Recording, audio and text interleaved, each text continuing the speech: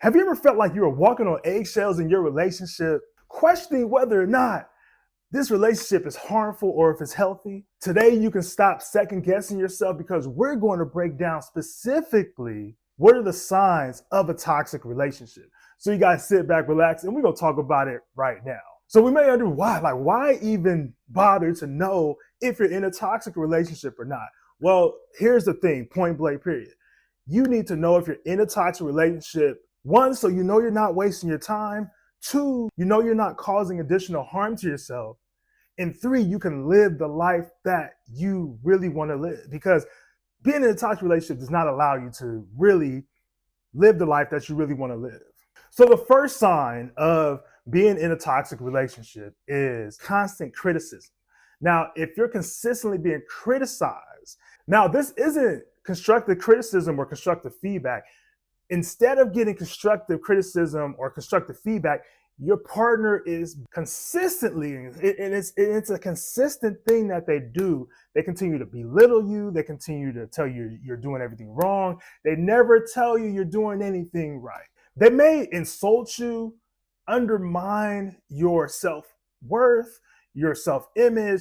They may even make sarcastic comments in front of you, or the worst part is when, they make sarcastic comments around other people. And overall, this can chip away at your confidence. And you want to be confident in a relationship, right? Confidence really gives you a strong foundation on your performance in the relationship.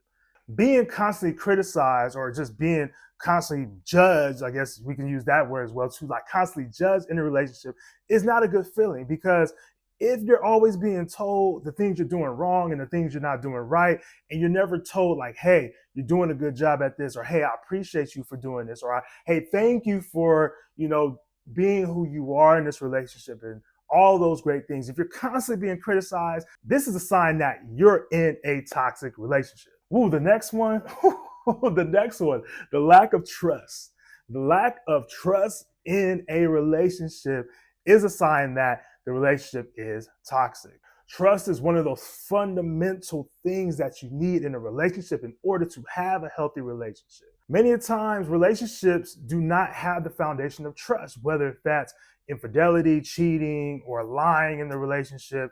And once trust is broken, it is very hard to build trust up again. And think about this scenario, this analogy. If you have a rock and you throw the rock through the window, and you try to pick the pieces back up and glue all the pieces back together, that window is never gonna be the same.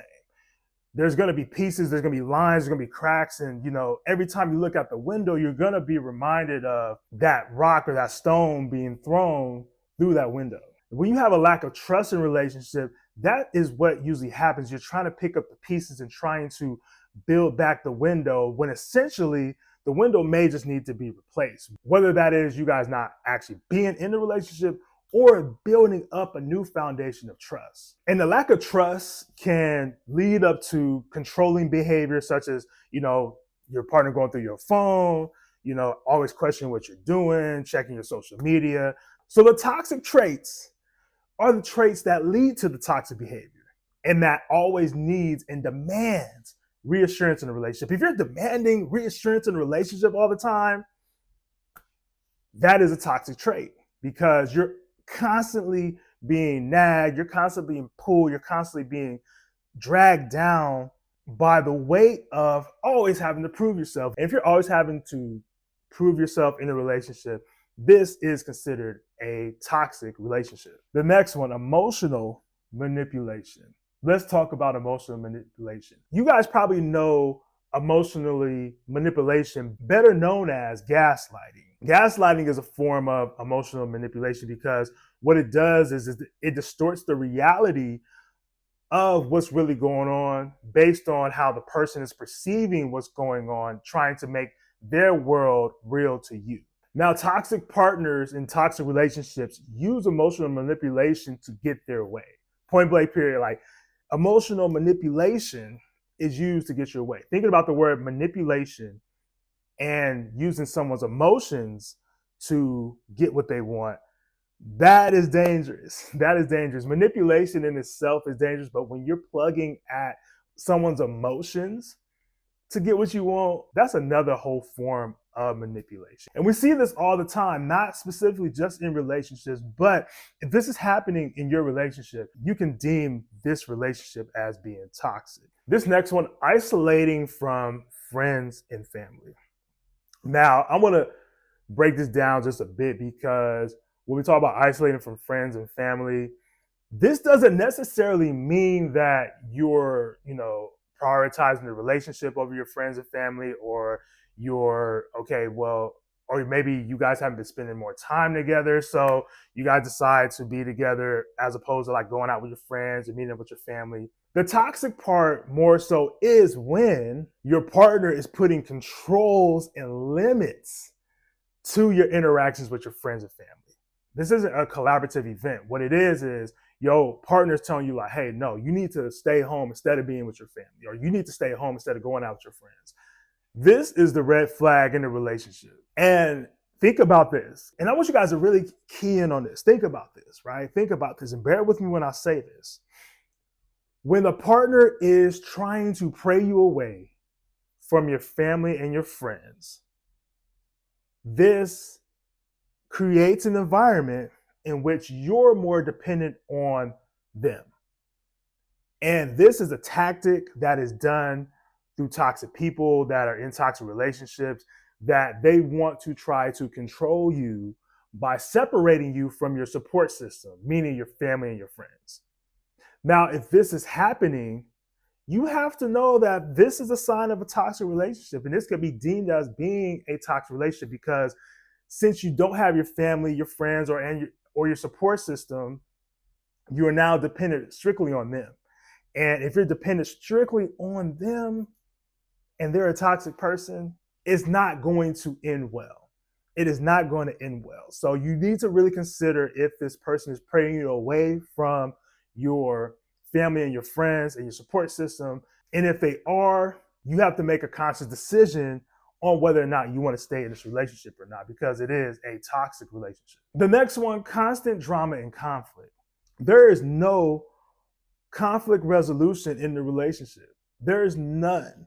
There's constant drama, there's constant fighting, there's constant arguing, there's constant disagreements.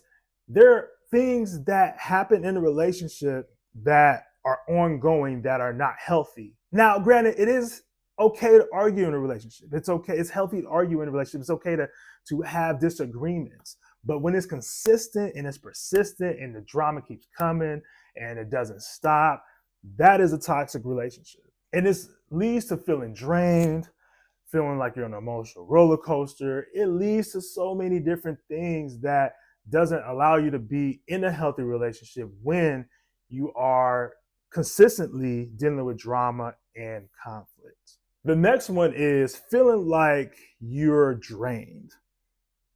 Feeling like you're drained in the relationship. And it's not only feeling drained, it is also feeling like you're walking on eggshells. Like you want to tiptoe around this person. You don't want to make this person mad. You don't want to escalate anything. You're not trying to start an argument. You're really passive in the relationship, and you're not really able to really express how you really feel, because you're so concerned about how the other person feels and how they're going to react. And this is draining because this does not allow you to get your needs met in a relationship. When you're in a healthy relationship, you should feel more supportive and not feel like you're always on the edge or walking on eggshells, which leads to the last and final sign of a toxic relationship: the lack of support. The lack of support in a relationship is a telltale sign that the relationship is toxic. In a toxic relationship, your partner may not support your goals, your aspirations, the things you're trying to do, your dreams, your well-being. There's no support. There's no support. You may bring an idea to your partner and be like, hey, babe, I want to start these businesses. I have these dreams, and there's no support. There's no support in this. And if anybody should be supporting you in your dreams, it should be your partner. It should be the person you're in a relationship with. This should be the person out of anybody else in this world to support you the most. And if they're jealous of you wanting more for yourself and they don't encourage your growth, This is a telltale sign of the lack of support, and this can be deemed a toxic relationship. And I want to hear from y'all. Do these signs resonate with you in the comments? And if so, I do have some resources in my description. If you want to start therapy, you need some services, or you need just more clarity on your relationship. I appreciate y'all for tapping in. Y'all take care. Peace.